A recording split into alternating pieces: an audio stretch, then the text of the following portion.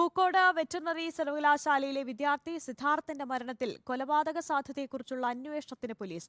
സിദ്ധാർത്ഥനെ ആൾക്കൂട്ട വിചാരണ ചെയ്ത മെൻസ് ഹോസ്റ്റലിൽ കൂടുതൽ പ്രതികളെ എത്തിച്ച് ഇന്ന് തെളിവെടുക്കും. KSU MSF സംഘടനകളുടെ നേതൃത്വത്തിൽ സർവകലാശാലയിലേക്ക് പ്രതിഷേധ മാർച്ചും തീരുമാനിച്ചിട്ടുണ്ട്. ആൾക്കൂട്ട വിചാരണയിൽ സിദ്ധാർത്ഥനെ അക്രമി സംഘം ക്രൂരമായി മർദ്ദിച്ചതായുള്ള റിമാൻഡ് റിപ്പോർട്ടിന്റെ പശ്ചാത്തലത്തിലാണ് പോലീസ് വിശദമായ അന്വേഷണം നടത്തുന്നത്.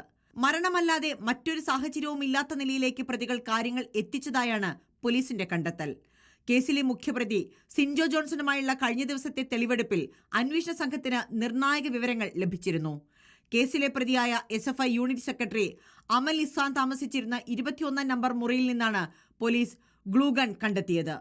ഗ്ലൂഗണ്ണിന്റെ ഇലക്ട്രിക് കേബിൾ ഉപയോഗിച്ചായിരുന്നു സിദ്ധാർത്ഥനെ ക്രൂരമായി മർദ്ദിച്ചത്. വിവസ്ത്രനാക്കിയ ശേഷം അടിവസ്ത്രം മാത്രം ധരിപ്പിച്ച് പ്രതികൾ ബെൽറ്റ്, കേബിൾ വയർ എന്നിവ ഉപയോഗിച്ചും പീഡിപ്പിച്ചു.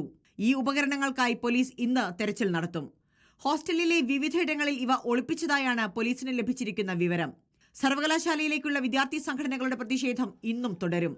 KSU MSF സംഘടനകളാണ് പ്രതിഷേധം പ്രഖ്യാപിച്ചിരിക്കുന്നത്. സർവകലാശാലയുടെ പ്രവേശന കവാടത്തിന് മുന്നിൽ വൈകിട്ട് CPIM പ്രതിഷേധ കൂട്ടായ്മയും സംഘടിപ്പിക്കും. റിപ്പോർട്ടർ, വയനാട്.